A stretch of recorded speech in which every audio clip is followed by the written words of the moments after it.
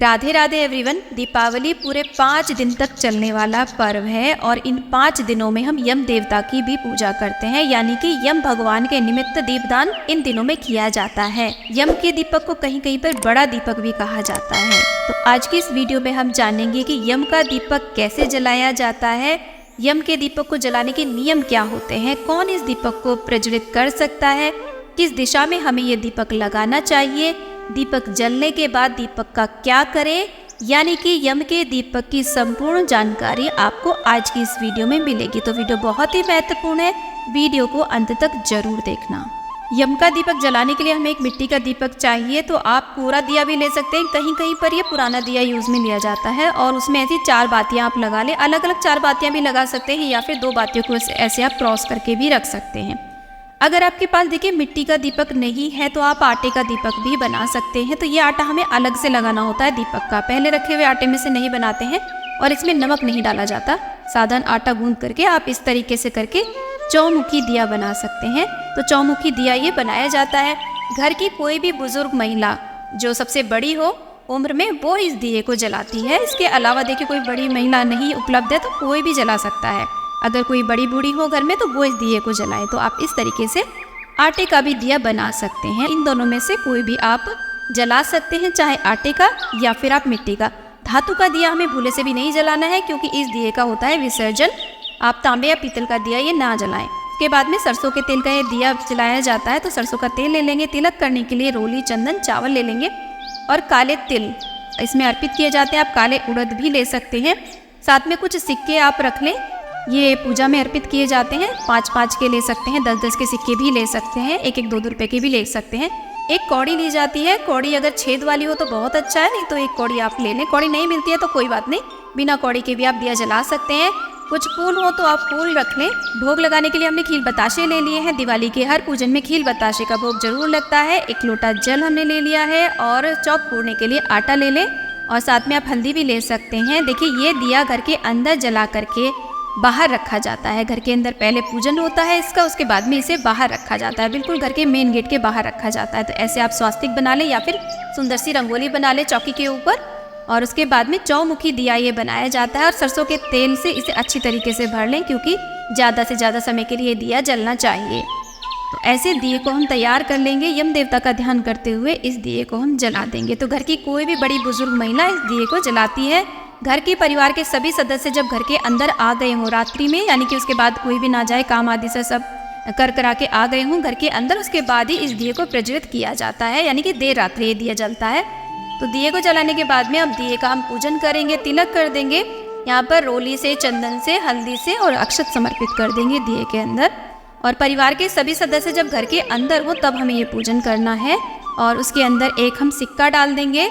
अगर कौड़ी आपको मिल जाए तो कौड़ी भी इसमें ज़रूर डालें। कौड़ी अगर छेद वाली मिल जाए तो बहुत अच्छी बात है, कौड़ी नहीं मिलती है तो कोई बात नहीं, खाली आप सिक्का डाल दें। उसके बाद में काले तिल इसमें समर्पित कर दें और आप काले उड़द भी डाल सकते हैं। साथ में भोग लगा देंगे। भोग में खील बताशे का भोग हम यहाँ पे समर्पित कर देंगे, थोड़ा सा इस तरीके से डाल देंगे। और इसके साथ में यहाँ पर देखिए अगर आपके पास फूल हो तो फूल भी आप समर्पित कर दें।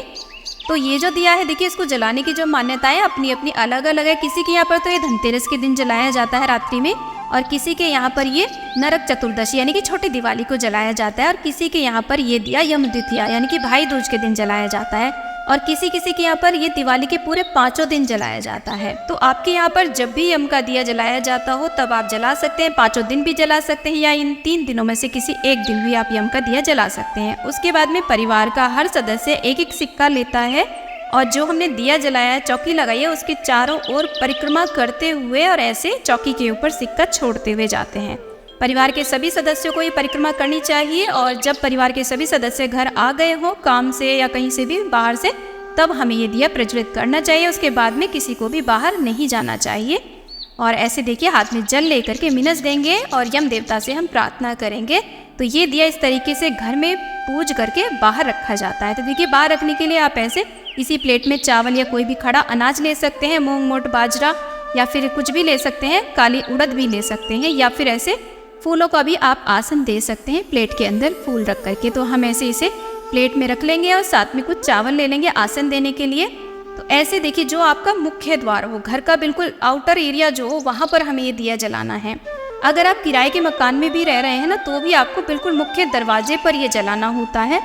और अगर आप देखिए फ्लैट में रह रहे हैं तो आपके फ्लैट के बिल्कुल बाहर जलाएं, क्योंकि देखिए बिल्डिंग के बाहर तो कोई अलाउ नहीं करेगा, तो आप अपने फ्लैट के बाहर ये दिया जला सकते हैं। तो देखिए दक्षिण दिशा को यम देवता की दिशा माना गया है, तो आप जब घर के बाहर आ जाएं तो दक्षिण दिशा में इस दिए को रखें, तो घर की तरफ मुख करके खड़े हो जाएं, और आपका जहाँ लेफ्ट हैंड होगा ना, उल्टा हाथ होगा चौखट के उस तरफ हमें ये दिया रखना है, दक्षिण दिशा की ओर मुख करके आप इस दिए को प्रज्वलित करें। और उसके बाद में आप चाहें तो वहाँ पर देखिए चौक भी पूछ सकते हैं, रंगोली भी बना सकते हैं, नहीं तो फूलों का चावलों का आसन दे करके आप यहाँ पर दिया प्रज्वलित कर दें और यम देवता से प्रार्थना करें, बार बार क्षमा याचना कर लें कि हे यम देवता, हम घर के बाहर से ही आपका स्वागत करते हैं, पूजन करते हैं, हमारा ये दीपदान आप स्वीकार करें और हमारे घर परिवार पर सदा अपनी कृपा बनाए रखिए। और जिस प्रकार से ये दीपक चारों दिशाओं में प्रकाश फैला रहा है, उसी प्रकार से चारों दिशाओं से किसी भी दिशा से हमारे घर में किसी भी प्रकार के अनिष्ट की कोई खबर ना आए। हे यम देवता, हम पर कृपा करो, हमसे कोई गलती हो गई हो तो हमें क्षमा करो। ऐसे हम दिया प्रज्वलित कर देते हैं।